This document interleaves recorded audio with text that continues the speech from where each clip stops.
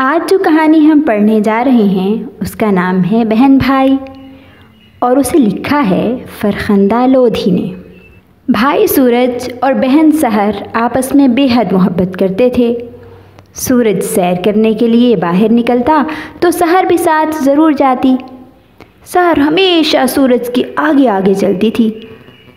ایک دن وہ دونوں بہن بھائی باغ میں کھیل رہے تھے۔ سحر خوشی سے چہکتی پھرتی تھی، سورج اس کے ساتھ ساتھ تھا۔ درختوں پر چڑیوں کے جھرمٹ نے سحر اور سورج کو آتے دیکھا تو چڑ چوں کا الاپ کرنے لگے۔ آ گئے بہن بھائی، آ گئے، ہم کو جگانے آ گئے۔ سحر نے دیکھا کہ باغ میں بہت سے پھول ہیں، گلاب، گیندا، جوہی، سورج مکھی، گل اشرفی، لیکن کچھ جھاڑیاں بالکل چپ سادھے کھڑی ہیں۔ وہ دبے پاؤں آہستہ سے ایک جھاڑی کے پاس گئی اور جھک کر ہولے سے کہا، چنبیلی میری سہیلی، چل سیر کو چلے۔ چنبیلی کی جھاڑی میں ایک ایک کر کے سارے پھول کھل گئے۔ سورج بھی اپنی بہن سحر کے پیچھے پیچھے جھومتا چلا آ رہا تھا۔ بہن کو چنبیلی کے ہمراہ دیکھا تو وہ بھی ایک جھاڑی پر جھک گیا اور آہستہ سے بولا، موتیے میرے لنگوٹیے، چل سیر کو چلیں۔ موتیے نے سورج کی بات سن کر خوشی سے ایک قہقہا لگایا تو قہ قہ کرتے سارے پھول کھل اٹھے۔ باغ میں ہر طرف خوشبو ہی خوشبو پھیل گئی۔ چاروں ساتھی خوب گھومے۔ گرمی بڑھ گئی تو سحر بولی، سورج بھیا میں بہت تھک گئی ہوں، اور اپنے گھر کی طرف چل دی۔ سحر جاتے ہی سو گئی۔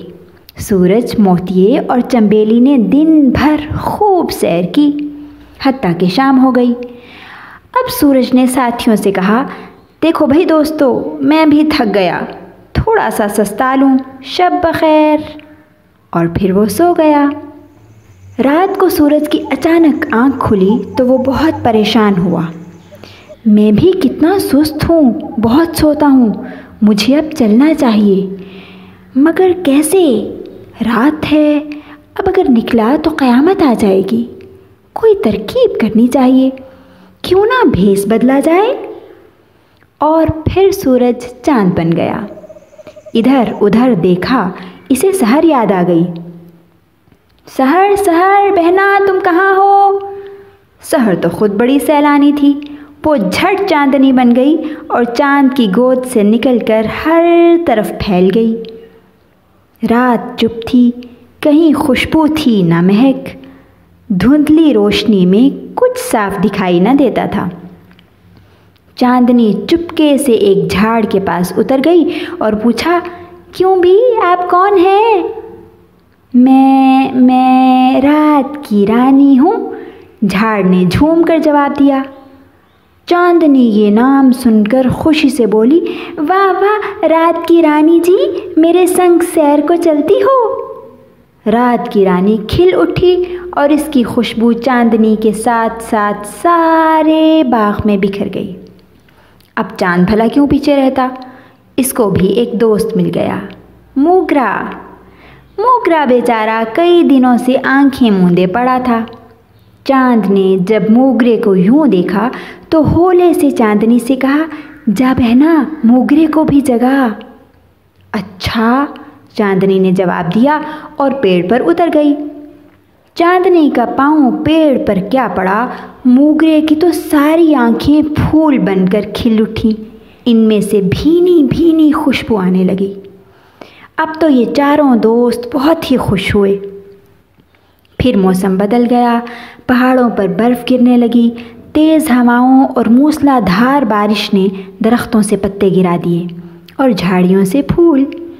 خزاں آ گئی، زردی چھا گئی۔ ایک صبح سحر اور سورج حسب معمول سیر کو نکلے۔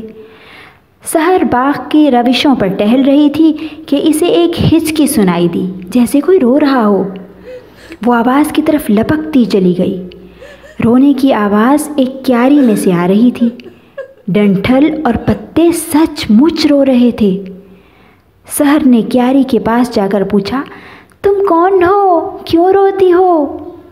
क्यारी में से आवाज़ आई, मैं नरगिस हूँ, अपनी किस्मत को रोती हूँ। साल हो गया मुझ में कोई फूल नहीं खिला। तुम जानो फूल ही तो मेरी आंखें हैं, वो नहीं तो मैं अंधी हूँ। नरगिस की दर्द भरी कहानी सुनकर सहर का जी भर आया। उसने भर्राई हुई आवाज़ में पुकारा, सूरज भैया, नरगिस बेचारी रो रो कर बेहाल हो गई, कुछ करो कि ये चुप हो जाए। सूरज ने जवाब दिया, सहर, तू हंस दे तो यह भी हंसने लगेगी। सहर मुस्कुरा दी। सूरज ने बहन की तरफ देखा और बोला, नहीं बहना, ऐसे नहीं, ऐसे, और फिर ज़ोर का एक कहकहा लगाया। नरगिस के डंठल पर फूल खिल गए और हैरत से सूरज का मुंह तकने लगे। सहर ने देखा कि नरगिस ने अपने आंसू पोंछ दिए हैं और फ़ज़ा में सर उठाए खड़ी है। आँखों के कटोरों में सूरज की जर्दी भरी है, इर्द गिर्द उजाला है, सवेरा है, मैं हूँ, लेकिन मुझे तो नींद आ रही है, सहर ने अपने आप से कहा और घर की तरफ चल दी।